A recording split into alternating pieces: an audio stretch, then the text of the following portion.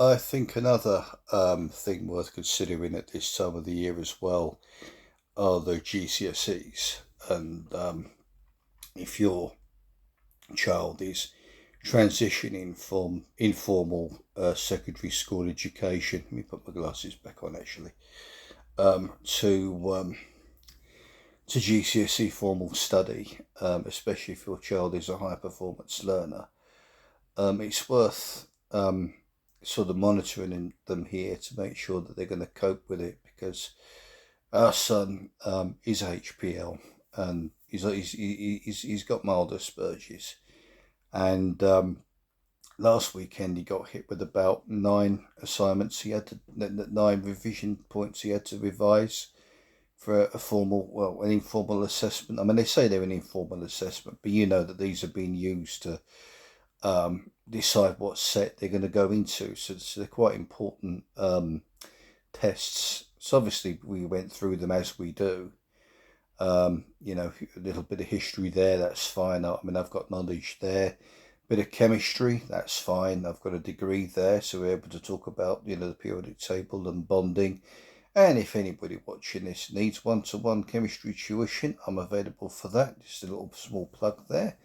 Um, but I think getting involved here, I think as parents we have to. But I think we need to, it's a delicate thing because you don't want the kids to feel that you're getting involved and making them look and feel inadequate. But what I've done is I have contacted his form teacher and explained the problem, and I've had, and the school's been very good about it. So, I mean, she's phoned me back, and she says she's going to keep that on the radar. I've also said his handwriting might be a bit of a problem, and apparently that they are on that to see if his handwriting will suffice for writing exams. I mean, he's doing an English lit that's been mandated. Why they mandate English literature, I really do not know. I mean, I'm not an arts person, and I could never get my head around the language used in Shakespeare or in the Dickens books. But nevertheless, that's what he's been given.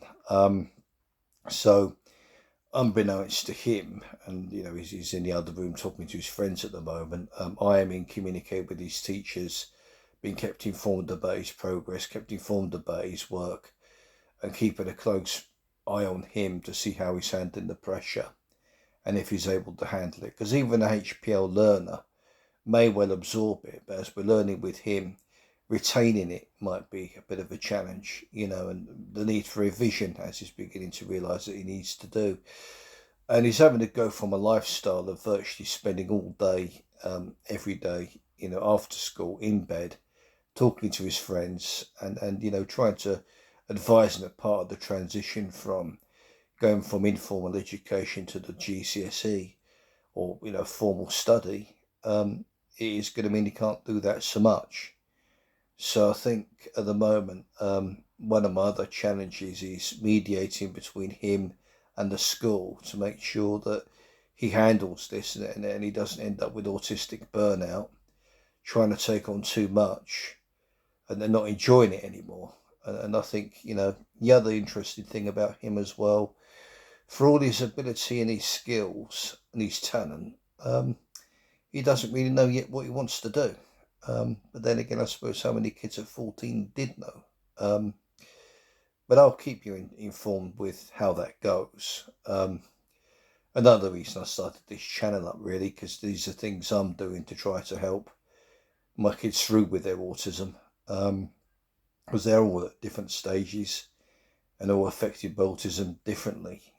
So it's trying to work behind the scenes and try to keep your finger on the pulse. I think is what I'm trying to say, just to make sure that he's handling things and his teachers don't overply him and put the workload on him far higher than he can cope.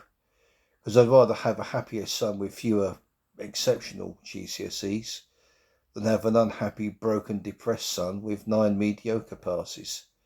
So that's what I'm sort of gunning for here. I'll keep you informed how that goes, but I just wanted to post that. Thanks.